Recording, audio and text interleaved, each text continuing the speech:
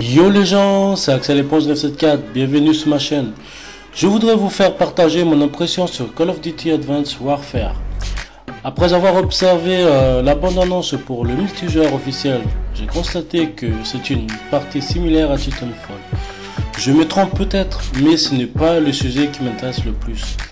Car si on voit que le côté négatif chaque année, autant retourner au petit jeu de société comme on faisait avant. Ah, c'est drôle, hein.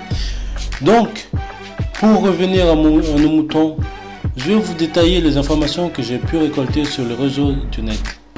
C'est avec le mode campagne du Call of Duty Advanced Warfare que je vais vous raconter ma version. Selon les articles, l'histoire se déroule en 2054. Waouh! On prévoit toujours l'avenir à ce que je vois. Oh oh! Excusez-moi de vous avoir interrompu, mes amis. Donc, après une attaque terroriste ayant touché le principal ville et organisée par le groupe KVA, fin de l'histoire. Vous pouvez zapper cette vidéo et aller voir d'autres si vous le voulez. Non, mais je rigole. En tout cas, je pense que le moteur de mouvement et d'imagination sont bien le même. Je vis des personnages qui sont capables de sauter au-delà des imaginations, des personnages avec une combinaison robotisée, ils peuvent grimper sur le mur comme des lézards. C'est un peu irréel, non? Je crains le futur si proche, mais ce n'est pas tout. Je vais vous parler des armes, des équipements et des personnages.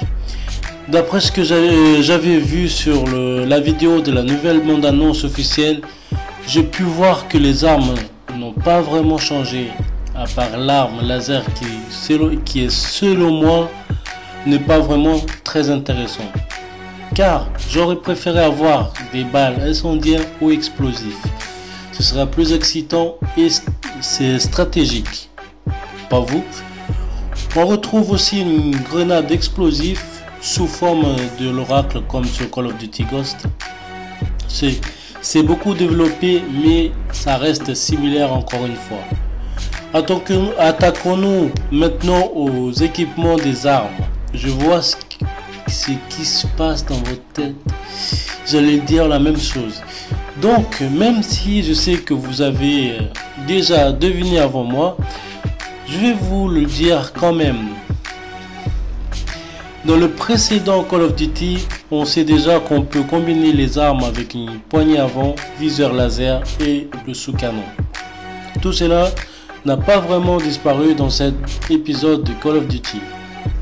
D'autres choses intrigantes et farouches me fait poser quelques questions. Comme un membre des squads qui peut lancer des lianes pour immobiliser l'adversaire, genre Spider-Man. Un sniper qui peut se rendre complètement invisible. Bonjour aux campeurs. J'espère tout de même que les atouts qui seront mis en place servira quand même à quelque chose. J'espère aussi qu'ils vont mettre une sorte d'anti-hacker pour éviter de pourrir les parties de gameplay en multijoueur. Je pense que je vous ai tout dit pour le moment pour ce Call of Duty Advanced Warfare. J'espère que je vous ai donné le courage et la bonne volonté de continuer à jouer à ce nouveau Call of Duty qui va nous faire rager comme toujours, mais qui finira toujours par nous avoir. Ce n'est pas que je m'ennuie, mais je dois aller retourner à jouer à ma petite console. Mais je vous invite tout de même d'aller vous abonner à ma chaîne, d'appuyer sur le pouce j'aime. N'oubliez pas d'aller revoir mes précédentes vidéos pour ceux qui l'ont raté. Et puis faire partager à vos amis proches et lointains. Donc je vous dis à la prochaine pour une autre vidéo. Et je vous dis bye.